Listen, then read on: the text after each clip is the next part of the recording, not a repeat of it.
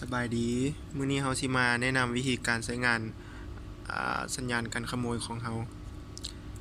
เฮามาเบิ่งรีโมทมีทั้งหมดอยู่4ปุ่มก็คือปุ่มล็อกปลดล็อกแล้วก็ปุ่มสตาร์ตตัวสีส้มเนาะแล้วก็ปุ่มซอกหารถ1เฮาเบิ่งปุ่มล็อกเนาะปุ่มล็อกมี2แบบก็คือล็อกแบบมีเสียงแล้วก็ล็อกแบบปิดเสียงตัวนี้มันล็อกแบบมีเสียงเนาะเมื่อมีคนมาสัมผัสหรือว่ามากวนรถเฮาจะมีเสียงเตือนขึ้นมาเนาะ5 บาทเนาะ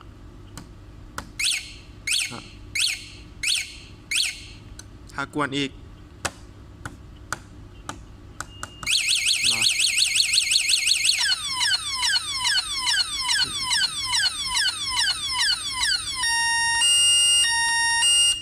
ตัวนี้จะมีเสียงเตือน5 บาทเนาะ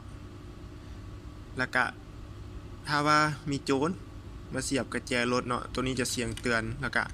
มีเสียงเตือนแล้วก็บ่สามารถติดได้เนาะ 2. ล็อกแบบปิดเสียงโดยการกดปุ่มล็อก2 ครั้งติดต่อกันเนาะจะมีไฟเลี้ยวออกเนาะเวลามีคนหรือว่าเอียงมาสัมผัสรถเฮาเนาะจะมีแต่ไฟขึ้นเนาะถ้ายังกวนอีกเนาะจะมีไฟเลี้ยวออกแบบนี้เนาะตัวนี้18 วิเนาะ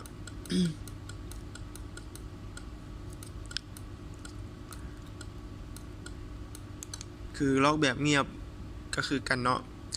ถ้าว่ามันจะดังก็ต่อเมื่อโจรใส่กระแจแบบกระแจพีมาเปิดกระแจรถเฮาเนาะตัวนี้จะมีเสียงเตือนขึ้นมาเนาะถึงจะอยู่ในล็อกเงียบก็ตามเนาะมันจะมีเสียงเตือนแล้วก็บ่สามารถติดได้เนาะ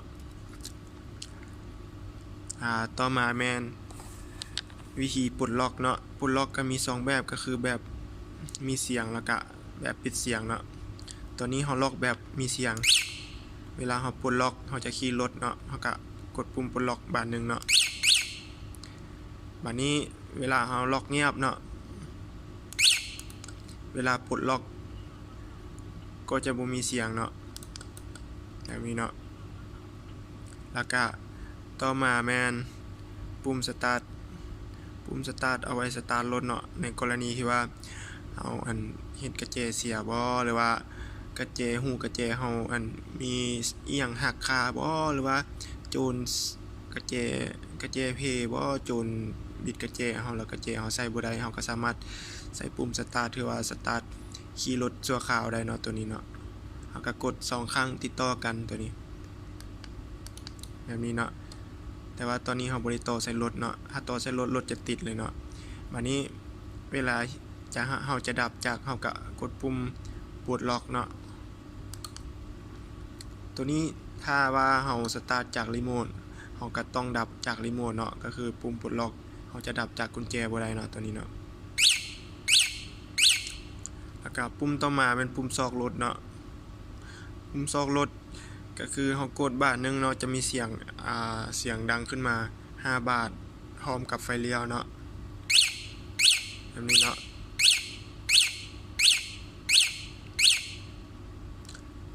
ประมาณนี้เนาะบัดนี้ตัวนี้ก็มี2แบบคือกันคือแบบเฮาซอกรถธรรมดาเนาะแล้วก็ซอกรถแบบให้มันเตือนแบบเหตุการณ์ฉุกเฉินอีหยังสินะเฮาจอดรถไว้ละหรือว่าบ่อยากให้คนไปยุ่งกับรถเฮาสินะ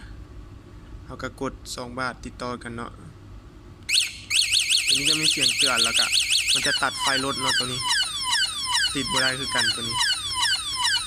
เฮาอยากหยุดเฮาก็กดปุ่มกระดิ่งอีกบาทนึงมันจะหยุดเนาะตัวนี้ดังประมาณ8 วิแล้วก็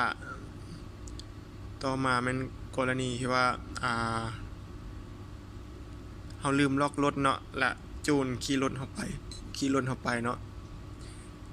ถ้าว่าเฮาเห็นในรัศมีเอาเห็นหลังแวบๆหรือว่าเห็นในรัศมีประมาณ100 เมตรเนาะเฮาสามารถสั่งดับจักรได้เลยตัวนี้สมมุติว่าโจรติดรถเฮาไปเนาะปึ๊บเฮาเห็นหลังเขาดีเฮาก็สามารถสั่งดับจักรได้เลยก็คือกดปุ่ม กดปุ่มล็อกเนาะแต่ว่าตัวนี้มันจะบ่ดับทันทีเนาะมันจะดับหลังจาก8 วิเนาะมันถึงจะดับเนาะเอามาเบิ่งล็อกในกรณีที่ว่าโจรลักเนาะกดปุ่มล็อกมันจะดังแบบนี้เนาะแล้วก็จะดับ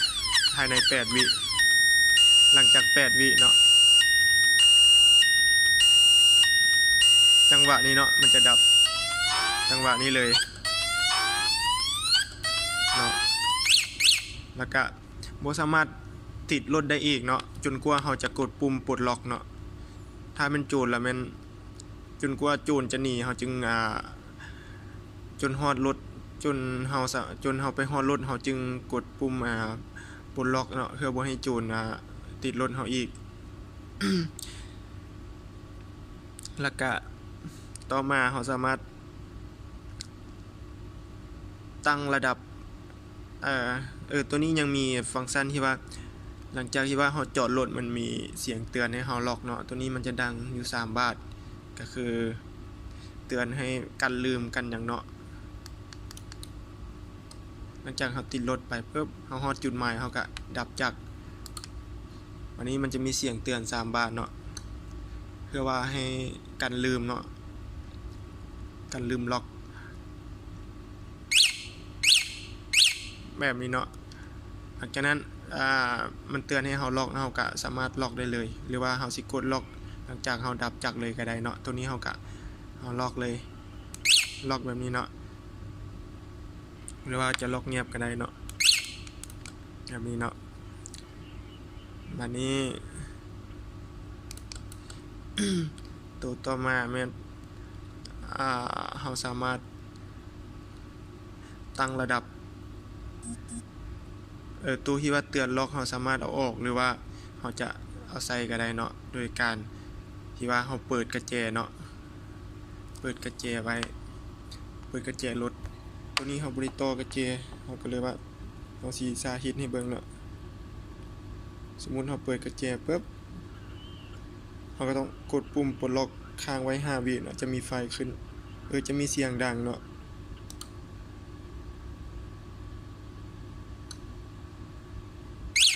ตัวนี้ก็คือว่าเราเอาเสียงเตือนล็อกออกเวลาเราจะเอาใส่คืนเราก็กดเปิดกระแจแล้วก็กดปลดล็อกค้างไว้5 วิ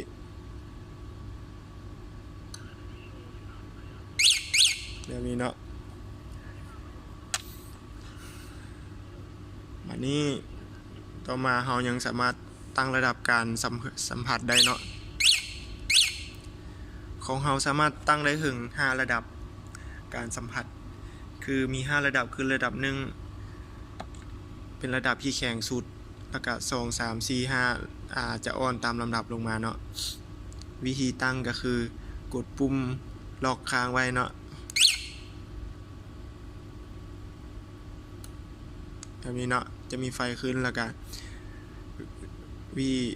เราสามารถเลือกระดับด้วยโดยการกดปุ่มสตาร์ทเนาะกดบัดเดียวเนาะ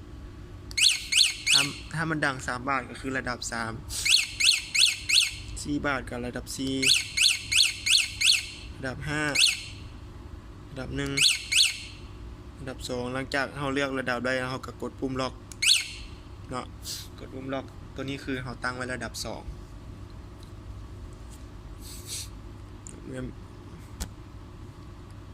เนาะก็ประมาณนี้เนาะขอขอบใจเนาะ